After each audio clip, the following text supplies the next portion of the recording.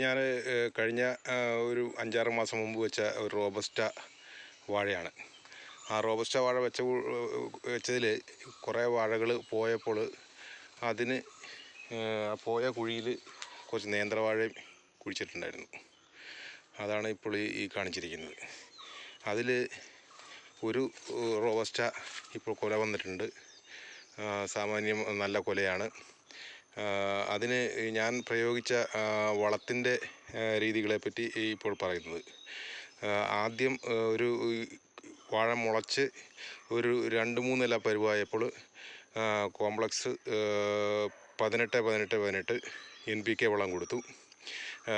അതിനുശേഷം ഒരു 10-20 ദിവസം കഴിഞ്ഞപ്പോൾ ഒരു അരക്കൊട്ട ചാണകം കോഴിവളം ഇട്ട് കൊടുത്തു. അങ്ങനെ ഈ കോഴിവളം ഇട്ട ശേഷം അത് മൂടാതെ ഇങ്ങനെ തുറന്നിട്ടു. നന്നായിട്ട് വെള്ളം ഒഴിച്ചു. നമ്മൾ കോഴിവളം ഇട്ടിട്ട് മൂടിയാലുള്ള കുഴപ്പമെന്ന് വെച്ചാൽ നല്ല ചൂടായിരിക്കും കോഴിവളത്തിന്. അങ്ങനെ ചൂട് വന്ന് വാഴ കരിഞ്ഞു പോകാനുള്ള സാധ്യതയുണ്ട്. വാഴയിലെ ഏത് വിളയാണെങ്കിലും അത് കരിഞ്ഞു പോകാനുള്ള ഒരു സാധ്യതയുണ്ട്. അപ്പോൾ അതുകൊണ്ട് കോഴിവളം ഇടുമ്പോൾ കുറച്ച് ദിവസത്തേക്ക് അത് മൂടാനും പാടില്ല. ധാരാളമായിട്ട് നിലം തണുക്കെ വെള്ളം കൊടുക്കുകയും വേണം. അങ്ങനെ കൊടുത്തു കഴിഞ്ഞാൽ ഇത് പെട്ടെന്ന് ഈ കോഴിവളം വാഴ വലിച്ചെടുക്കുകയും നല്ല രീതിയിലുള്ള ഒരു വളർച്ച കാണിക്കുകയും ചെയ്യും. അതിനുശേഷം ഈ കോഴിവളം ഇട്ട ശേഷം ഒരു മാസം കൂടെ കഴിഞ്ഞിട്ട് ഞാൻ ഒന്നും കൂടെ ഒരു 200 ഗ്രാം വീതം NPK വളം ഓരോ വാഴയ്ക്കും ഇട്ട് കൊടുത്തു. അതിനുശേഷം രണ്ടാമത്തെ രാസവളപ്രയോഗത്തിന് ശേഷം ഒരു 10-20 ദിവസം കഴിഞ്ഞപ്പോൾ വീണ്ടും ഒരു അരക്കൊട്ട കോഴിവളം, ഏകദേശം ഒരു 2 കിലോയോളം വരും, കോഴിവളം വീണ്ടും ഇട്ട് കൊടുത്ത് അത് മൂടാതെ നന്നായിട്ട് നനച്ചു. അതിനുശേഷം വീണ്ടും ഒരു 1.5-2 മാസത്തിന് ശേഷമാണ് വീണ്ടും വളം കൊടുക്കുന്നത്, രാസവളം കൊടുക്കുന്നത്. ആ രാസവളം എന്ന് പറഞ്ഞു കഴിഞ്ഞാൽ അത് യൂറിയ, പൊട്ടാഷ് ഒരേ അനുപാതത്തിൽ, പകുതി യൂറിയ പകുതി പൊട്ടാഷ് എന്നുള്ള അനുപാതത്തിൽ വാഴയ്ക്ക് ഇട്ട് കൊടുത്തു. അതിന് നന്നായിട്ട് നനയും കൊടുത്തു. അങ്ങനെ നനയും കൊടുത്ത് ശേഷം ഒരു മാസം 1.5 മാസം കഴിഞ്ഞപ്പോൾ വാഴ കുലച്ചതാണ് ഇപ്പോൾ ഈ കണ്ടത്. ഇങ്ങനെ ഈ റോബസ്റ്റ വാഴയുടെ പ്രത്യേകത എന്ന് വെച്ചാൽ ഇതിന് അധികം വളത്തിൻ്റെ ഒന്നും ആവശ്യമില്ല, അധികം പരിചരണത്തിൻ്റെ ആവശ്യമില്ല.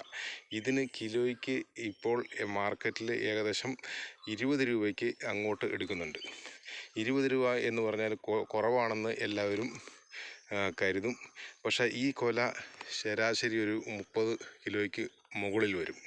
അപ്പോൾ എങ്ങനെയായാലും ഒരു 600 രൂപ കർഷകന് ലഭിക്കും. അതേസമയം നമ്മളൊരു നേന്ത്രവാഴ വെച്ച് കഴിഞ്ഞാൽ ഈ നേന്ത്രവാഴയ്ക്ക് കിലോയ്ക്ക് ഒരു 25 രൂപ, ശരാശരി 25 രൂപ കിട്ടുകയുള്ളൂ. ഒരു 10 കിലോ ശരാശരി കൂട്ടുവാണെങ്കിൽ തന്നെ 250 രൂപ മാത്രമേ അത് കർഷകന് ലഭിക്കുന്നുള്ളൂ.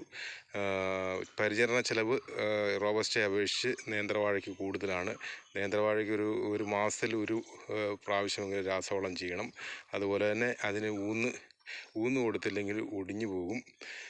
അങ്ങനെ പല ബുദ്ധിമുട്ടുകളും ഉണ്ട്. ചില സമയത്ത് നേന്ത്രവാഴയ്ക്ക് 50 രൂപ വരുമെങ്കിലും നമുക്ക് ശരാശരി 25 രൂപയെ നമുക്ക് അത് കാൽക്കുലേറ്റ് ചെയ്യാൻ പറ്റുകയുള്ളൂ. അങ്ങനെ വെച്ച് നോക്കുമ്പോൾ റോബസ്റ്റ വാഴയാണ് നല്ലത്. അതുമാത്രമല്ല, ഇപ്പോൾ ഈ റോബസ്റ്റ വാഴയുടെ ഡിമാൻഡ് കൂടിക്കൂടി വരികയാണ്. ഇതിന് വലിയ ഊന്നൊന്നും കൊടുക്കേണ്ട ആവശ്യമില്ല. എങ്ങോട്ടെങ്കിലും ഒന്ന് വലിച്ചു കെട്ടാൻ സൗകര്യമുണ്ടെങ്കിൽ ഒന്ന് വലിച്ചു കെട്ടിയാൽ മാത്രം മതി. അതുപോലെ തന്നെ ഇതിൻ്റെ ഇല, ഈ നേന്ത്രവാഴയുടെ ആണെങ്കിലും റോബസ്റ്റ വാഴയുടെയൊക്കെ ആണെങ്കിൽ അവസാനത്തെ ഇല ഇതുപോലെ ഒരു പകുതി വെച്ചിട്ട് മുറിച്ച് കളഞ്ഞാൽ, അവസാനത്തെ 2-3 ഇലകൾ അങ്ങനെ മുറിച്ച് കഴിഞ്ഞാൽ വേനൽക്കാലത്ത് ഇല വീഴുന്നത് നമുക്ക് കുറേയൊക്കെ ഒഴിവാക്കാനായിട്ട് സാധിക്കും. വീഡിയോ ഇഷ്ടപ്പെട്ടാൽ ലൈക്ക് ചെയ്യണേ.